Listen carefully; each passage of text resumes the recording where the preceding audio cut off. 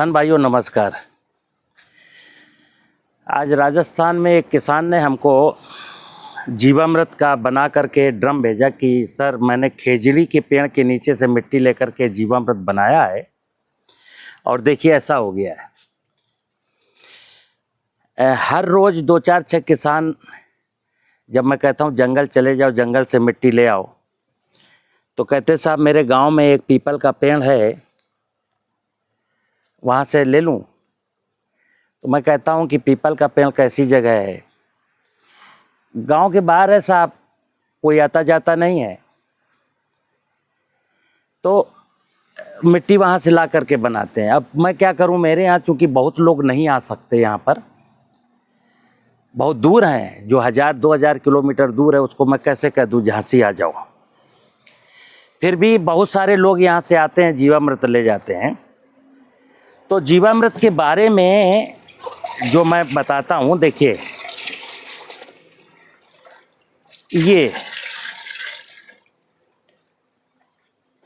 ये जो सूक्ष्म जीवाणुओं का विज्ञान है ना, ये इतना आसान विज्ञान नहीं है।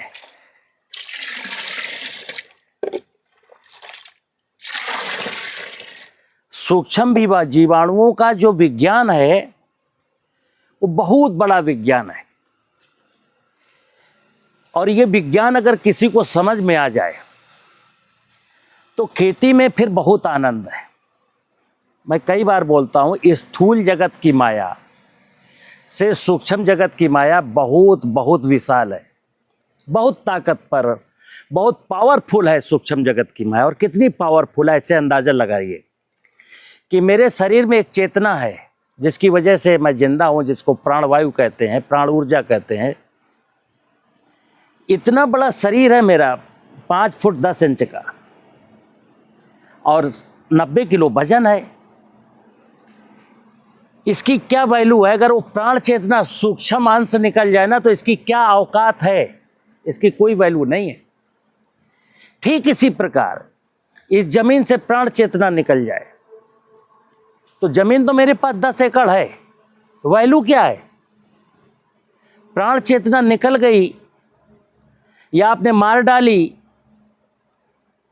तो उस जमीन की क्या वैल्यू रह गई? जमीन तो कमजोर हो गई ना। और जब जमीन कमजोर हो गई तो क्या हुआ कि आपको यूरिया डालना पड़ता है, फंजीसाइड डालना पड़ता है, बायोडाइवर्सिटी नष्ट हो गई तो इंसेक्टिसाइड डालना पड़ता है। इसलिए मैं एक ही चीज कहता हूं मित्र, कि ये माइक्रोबायोलॉजी, चूंकि एक शब्द है माइक्रोबायोलॉजी यानी सूक्ष्म जीवाणुओं का विज्ञान, मनुष्य अभी इस धरती की समग्र माया को नहीं जान पाया। तो जब नहीं जान पाया तो क्या हुआ? मैं 87 में जब एमएससी कर रहा था तो मैंने केवल राइजोबियम पढ़ा था। माइक्रोबायोलॉजी के नाम पर एग्रीकल्चर सेक्टर में केवल एक राइजोबियम था। दलहनी फसलों में कहते थे नोड्यूल्स में नाइट्रोजन इकट्ठा करता है। उसके बाद आज की तारीख में ये 20-25 प्रकार के हो गए। Trichoderma, PSB, Azotobacter, Beauveria, mycorrhiza, Pseudomonas, Acetobacter, ऐसे बहुत सारे हैं। और ये बहुत सारे होने के बावजूद, 20-25 होने के बावजूद, ये सब कुछ नहीं है। चूंकि मैं एक चीज जैसे कहता हूं कि हम वेदों में पढ़ते हैं कि इस धरती पर 84 लाख, अब हम कुछ लोग, हमको एक मित्र मेरे पढ़े लिखे हैं, मेरे वो कहते हैं सचान साहब आप कैसे कह सकते हो 84 लाख? तो हमने कहा भाई अब कुछ चीज़ें तो ऐसा है कि चलो 84 लाख नहीं होंगे, चलो 34 लाख होंगे, चलो 12 लाख होंगे, क्योंकि हमारे पास तो प्रमाण नहीं है। प्रमाण तो परमात्मा का भी नहीं है, प्रमाण तो बहुत सारी चीज़ों के नहीं है, तो क्या है नहीं? तो एक ज्ञान के अनुसार जो लिखा गया है कि इस धरती पर 84 लाख योनियों की रचना के बाद, लेकिन मनुष्य को कितना पता है? 90,000 जीव और 45,000 वनस्पतियां, यानी कि 84 लाख योनियों में मनुष्य केवल जानता है 1,35,000 को, जिसमें माइक्रोब्स भी हैं, यानी सूक्ष्म जीव है। कार्सिनोमा, जो कैंसर होता है ना, जो मलेरिया होता है ना, जो टीबी होती है ना, जो कोरोना था ना, वो भी उन्हीं में ऐड है। यानी बहुत सारी बड़ी बड़ी इकाइयों को तो मनुष्य जानता ही है, छोटी इकाइयों को भी कुछ जान गया। खेती के केस में ये जो जीवामृत का विज्ञान मैं बताता हूं वो बहुत तगड़ा है। अब जैसे एक कुछ लोग कहते हैं कि मट्ठा है, एक पानी भर दो, उसमें मट्ठा डाल दो, उसमें तांबे का सिक्का डाल दो, इसका स्प्रे करो। आज एक किसान का फोन आया कि साहब मैं तो मट्ठा तांबे का सिक्का डाल के मट्ठा स्प्रे करता हूं तो मेरी फसल अच्छी हो जाती है। ये हम छोटे छोटे नाटक क्यों करते हैं? हींग डालना, मट्ठा डालना, फिटकरी डालना, यानी कि ऐसे बहुत सारे विषय जो उस किसान को जो पसंद आया करने लगा, उसको थोड़ा सा लाभ होता है। किसान इतना सरल सज्जन है कि अगर उसको कह दिया जाए कि ये ऐसा कर दो तो ऐसा हो जाएगा, तो करता है, उसको कुछ अच्छा हो जाता है तो कहता है नहीं साहब बहुत अच्छा। बहुत अच्छा जो होता है ना, बहुत अच्छा होता है। और बहुत अच्छा क्या होता है? बहुत अच्छा के लिए हमें बहुत समझदार होने की जरूरत है। तो जैसे मैंने कहा कि जब आपकी ज़मीन में किसी ज़माने में जब खेतों की मेड़ें थी, मेड़ों पर बहुत सारे पेड़ थे, तितली थी, मधुमक्खी थी, दीमक था, केंचुआ था, चिड़िया था, मेढक था, पूरी माया जिंदा थी, तब नो डाउट धरती बहुत अच्छी थी। आप कल्पना करिए 70 साल पहले इस देश में न यूरिया थी, न डीएपी थी, न पोटास था, न जिंक था, न सल्फर था, न इंसेक्टिसाइड, न बीडीसाइड, न फंजीसाइड, न कोई कृषि यंत्र था, न ट्यूबवेल था, न बिजली थी, न रोटावेटर था। तब भी आप पुरोहित राष्ट्र थे, तब भी दुनिया की सबसे बड़ी अर्थव्यवस्था में भारत गिना जाता था। क्या था तब? क्या था? क्या तब परमात्मा की पूरी व्यवस्था जिंदा थी, स्थूल भी और सूक्ष्म भी। जीवामृत में हम सूक्ष्म व्यवस्था की बात करते हैं, सूक्ष्म व्यवस्था की। सूक्ष्म व्यवस्था क्या है? सूक्ष्म व्यवस्था में आता है कि वो बहुत सारे जीवाणु, आई डोंट नो, लाख हैं, 2 लाख हैं, 3 लाख हैं, 1000 हैं, बट 20-25 तो नहीं है, बिल्कुल भी नहीं है। अच्छा, एक और चीज बता दूं मैं आपको। मैंने कई बार बोला कि ये जो माइक्रोब्स है ना, जो सूक्ष्म जगत की माया सर्वत्र विद्यमान है, हवा में, पानी में, जमीन में और मनुष्य के, जीव जंतुओं के शरीर में। सारा खेल तो इसी का है ना, सूक्ष्म जगत की माया का। हमारे पेट में भोजन भी पचता है तो सूक्ष्म जीवाणुओं की वजह से ही पचता है। लेकिन अब गाय के गोबर में, गाय के पेट, स्टोमक में भी सूक्ष्म जीवाणु है, तभी वो भूसा खाती, तभी पचता है। लेकिन दुर्भाग्य है कि जब गाय ने गोबर कर दिया तो किसी ने खोजा कि उसके गाय के गोबर में जीवाणु पाए गए। अब कुछ लोग वो जीवाणु लेके बैठ गए। सिंपल सी बात है मित्र, रहीमन बिरवा खेत में सींचे ते कुम्हलाए और रहे भरोसे राम के पत्थर पर हरिया। मैं बार बार जंगल की बात करता हूँ और चैलेंज के साथ करता हूँ, क्योंकि मुझे जो ये ज्ञान प्राप्त हुआ जंगल से प्राप्त हुआ। मैं एक ही चीज कहता हूँ, जंगल जाओ। जो मेरे यहाँ नहीं आ सकते वो जंगल जाएं। आसपास forest area 100 kilometre, 200 kilometre, 500 kilometre, देश में कहीं भी चलोगे तो फॉरेस्ट एरिया मिल जाएगा। फॉरेस्ट एरिया में भी कई प्रकार का फॉरेस्ट है। जो रिच फॉरेस्ट मिले, डेंस फॉरेस्ट मिले, जो बड़े बड़े पेड़, उसके नीचे झाड़ियां, झाड़ियों के नीचे ग्रासेस, जो भी बायोमास गिर के वहीं पड़ा रहता है, बह के कहीं नहीं जाता है, वहां सबसे बेहतरीन, सबसे ज्यादा प्रकार की प्रजातियों के माइक्रोब्स मिलेंगे। मैं उन माइक्रोब्स की बात करता हूं, वो मेरा तजुर्बा है। जैसे किसी ने कहा कि जैसे आज की तारीख में गौ आधारित प्राकृतिक खेती की, मैं तो क्लियर बात करता हूं। गौ आधारित प्राकृतिक खेती वाले क्या कहते हैं कि अपने लिए तो करो। अरे 1 एकड़ अपने लिए करो ना। मैं कहता हूं 10 एकड़ का किसान 1 एकड़ अपने लिए करेगा, मतलब हम शुद्ध खाएंगे और 9 एकड़ में लोगों को जहर परोसेंगे। ये तो धार्मिक अनुष्ठान नहीं है, ये तो धर्म के खिलाफ है। हमारा तो भाव है सर्वे भवन्तु सुखिनः सर्वे सन्तु निरामया। तो मैं एक ही चीज कहता हूं कि जंगल की मिट्टी लाओ।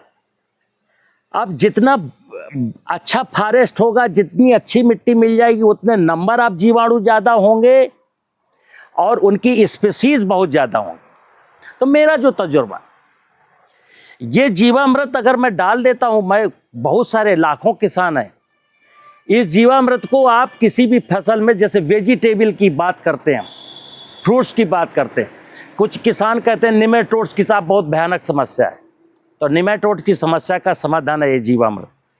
एक और चीज है, कि जिस जगह आप कंटिन्यूअस वेजिटेबल वेजिटेबल वेजिटेबल की खेती करते जाए, पानी पानी पानी देते चले जा रहे, जमीन हमेशा वेट रहती है और इंसेक्टिसाइड बहुत दबा के डालते हैं, वहाँ नेमेटोड्स की प्रॉब्लम आएगी आएगी आएगी। और टेक्नोलॉजी में कोई ऐसी विधा नहीं है कि नेमेटोड्स को ख़त्म कर सके।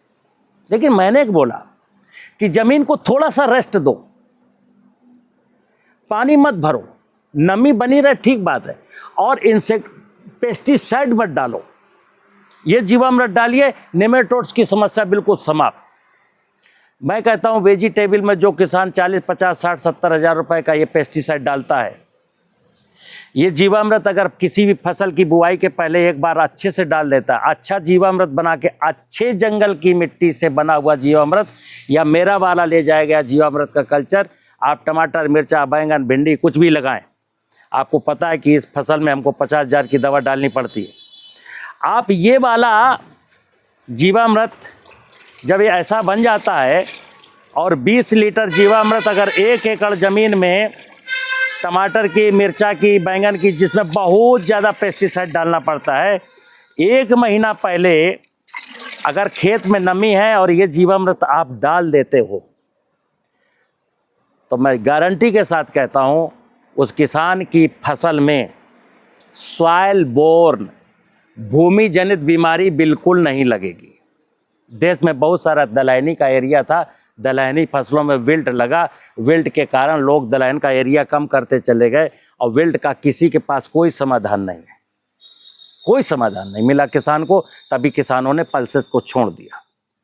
मैं कहता हूं अगर बरसात के सीजन में किसी ने ये जीवामृत 1 एकड़ में 20 लीटर डाला है, और रबी में चना, मटर, मसूर, अरहर कुछ भी बोले, और एक पौधे में भी विल्ट आ जाए, तो मैं बात करना छोड़ दूँ। इसको कहते हैं जीवामृत। गारंटी ले रहा हूं कि जमीन में भूमि जनित बीमारियों का नामो निशान बिल्कुल खत्म।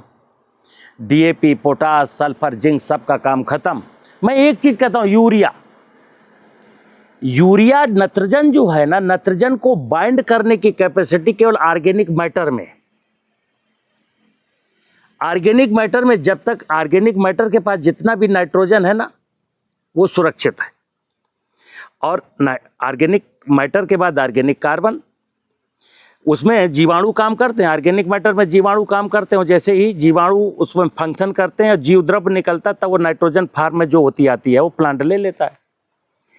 यानी कि ऑर्गेनिक मैटर अगर कम है, ऑर्गेनिक कार्बन अगर कम है ना खेत में, तो नाइट्रोजन तो देनी पड़ेगी। इसीलिए मैं बार बार कहता हूँ, प्राकृतिक खेती का मतलब है आपकी अपनी ज़मीन में ह्यूमस की मात्रा या जीवांश कार्बन की मात्रा को बढ़ा करके जो 0.3 के आसपास रह गई है, उसको 1% करना। तो मित्र मेरे, मुझे चाहने वाले, मुझे सुनने वाले जितने भी देश के किसान हैं, सभी को हाथ जोड़ करके प्रार्थना है कि इतना आप खर्चा करते हैं, 20 एकड़ की जो खेती करता है, केमिकल फार्मिंग करता है, उसमें कम से कम 1 लाख, 1.5 लाख, 2 लाख रुपए का वो रसायन डालता है। एक बार यहाँ जाइए ना यहाँ आइए, एक बार जंगल चले जाइए ना, और जब जंगल जाइए तो थोड़ा हिम्मत जुटा के जाइए। मतलब ये नहीं, जैसे मैंने कहा कि समुद्र में मोती मिलते हैं, समुद्र में मोती जितने खूबसूरत चाहिए ना, समुद्र में उतनी ही गहराई पर उतरना पड़ेगा। इसी प्रकार जंगल की माया का जो जीवामृत, जो जीवाणु हैं, जितने खूबसूरत जीवाणु चाहिए, जितने ज़्यादा चाहिए, जंगल में उतना ही अंदर जाना पड़ेगा। अंदर जाने का मतलब है जंगल को ठीक से देखना पड़ेगा। मुझे उम्मीद है कि किसान भाई देश के जो इधर उधर छोटे छोटे गुड्डी गुड़िया का खेल मत खेलिए यार। कुछ नहीं जरूरत है, ना हींग की, ना फिटकरी की, ना इसकी, ना उसकी। ये जमीन हींग कब से मांगने लगी, फिटकरी कब से मांगने लगी, मट्ठा कब से मांगने लगी? मट्ठा आप पीजिए मित्र, मट्ठा तो आदमी को नसीब नहीं है, जमीन को क्या मट्ठा देंगे। गाय का गोबर और गौमूत्र अच्छा है, पशुपालन के हिसाब से गाय मेरी माता है, उसको प्रसन्न होने पर मनुष्य की सभी मन, तो गाय का गोबर और गौमूत्र फाइनल प्रोडक्ट है। गाय का पहला प्रोडक्ट है, पहला उपहार है मनुष्य के लिए बैल, दूसरा उपहार है उसका दूध। और गोबर पेशाब तो गाय को अगर आप खिलाएंगे तो गोबर पेशाब तो करेगी। लेकिन गोबर पेशाब की वैल्यू उस पर डिपेंड करेगी गाय को क्या खिलाया, नंबर 1, और गाय के साथ मोहब्बत आपकी कितनी है। आज तो आपको गाय को अच्छा खिला भी नहीं रहे, ना गाय के साथ कोई प्रेम बचा है। आप बिना प्रेम के सब कुछ हो जाएगा क्या? बिना खिलाने, अरे चक्की में जो निवेश डालेंगे वही तो आटा निकलेगा। गेहूं डालेंगे गेहूं निकलेगा ना आटा, और आप गेहूं डाल करके चने का आटा कैसे निकाल लेंगे? इसी प्रकार गाय का गोबर तब अच्छा है जब गाय को अच्छा खाने को मिले। गाय का पेशाब कैंसर तब ठीक कर सकता है जब गाय को आपका स्नेह मिले। गाय प्रसन्न होने पर, धरती प्रसन्न होने पर, परमात्मा प्रसन्न होने पर, मनुष्य की ड्यूटी है कि परमात्मा की व्यवस्था को खुश रखे, परमात्मा की व्यवस्था को ठीक बनाए रखे। उसके लिए मैंने बताया 2 विषय हैं। एक सूक्ष्म जगत का विषय जीवामृत, और जीवामृत चूंकि मैंने पेस्टिसाइड डाल के मारे हैं इसलिए जीवामृत, ना मारे होते तो कोई ज़रूरत ही नहीं थी। अब पेड़ों की बात मैं करता हूँ, पेड़ लगाने की बात, खेत की मेड़ पर पेड़ आपने काटे इसलिए लगाने की बात करता हूँ।